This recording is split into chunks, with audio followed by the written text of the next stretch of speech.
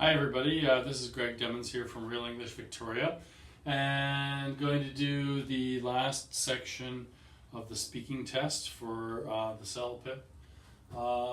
And this is describing an unusual situation. I've decided this week again to divide things up by the amount of time that you'll have to do for the section.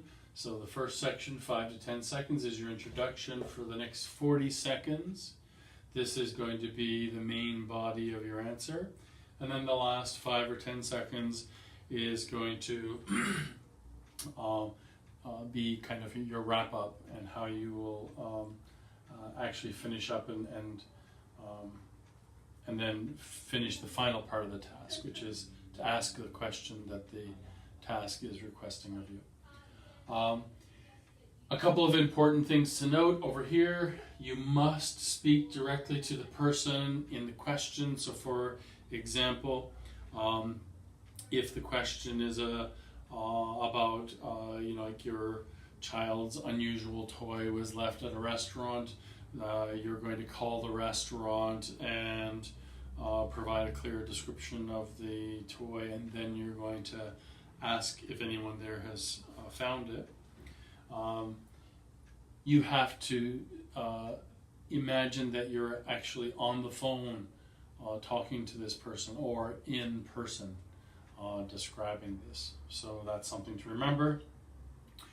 And the other thing is that because of the task, it gives you a picture of an unusual situation. It could be an unusual situation, or an unusual shape or piece of art or furniture or something like that.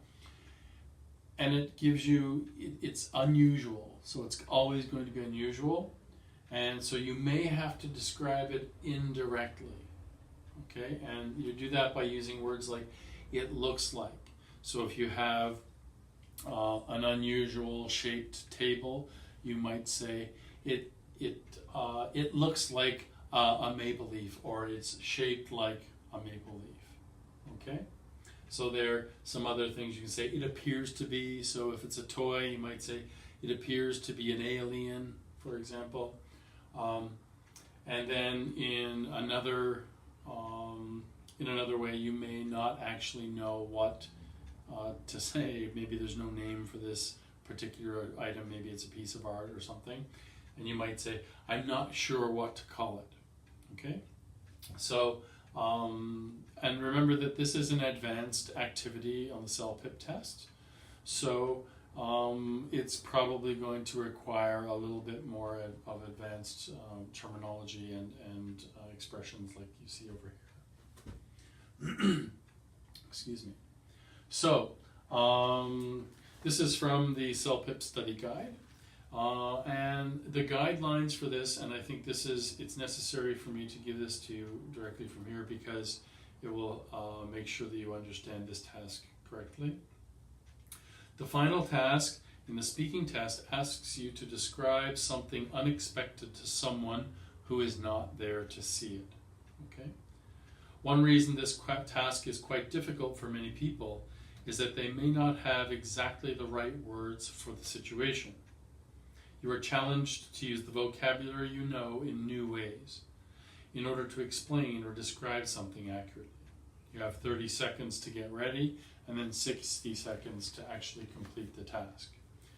So most of these are generally the same, so there is an order that we can use, or some expressions that are easy for you to repeat.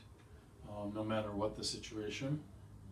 And so in the first 5 to 10 seconds, okay, remember this is where you must speak directly to the person in the question. So you're going to say, I'm calling because my daughter left her stuffed toy at your restaurant. Let me describe it to you. And then you have to ask the question to that person, or sorry, you're speaking directly to that person who answers the phone, for example. In the next 40 seconds, You're going to give an overview of the object if necessary. So if it's a picture of an unusual table, then you can say, this is a, I'm looking at an unusual table. Maybe it's in a museum or in an art gallery, or maybe it's in some other place. But you can give an overview of it to give someone a picture of what it is in their mind at the beginning. And then here is where you may have to describe it indirectly. So describe main features of the object, beginning from left to right, or from top to bottom. And this is because this is a natural order for us in English to describe things. That's the way that we write and read, from left to right. And so when you're describing it to somebody, you want to describe it in a familiar way. So from left to right, if it's kind of a flat object where things are going from left to right, or it may be a picture of a tall building or a mountain, and you can go from top to bottom. Use words and expressions to show the relative positions of the parts of the unusual object or the scene. So again, this is similar to task number 3, where you have to describe things that are happening in a picture. You have to use language like to the left, or next to, or above the, etc. So if you want to review how to do some of these things, then you can just go back to the video for task 3. And then at the end of your answer, for the last 5 or 10 seconds, you're going to express your hope or desire that what you've said is good enough to give the person an idea or an understanding of what it is you're talking about. So you can say something like, I hope my description was good enough, right? And then you have to ask the question that was given to you in the task. So for example, I've been using the idea that someone's stuffed toy was left in a restaurant. So the last thing that you want to ask the person, and remember, after you ask this question, the person who you're talking to is probably going to respond. Doesn't happen on the test, but this is how you have to think. And so you'd ask, has anybody found it there, for example? Okay?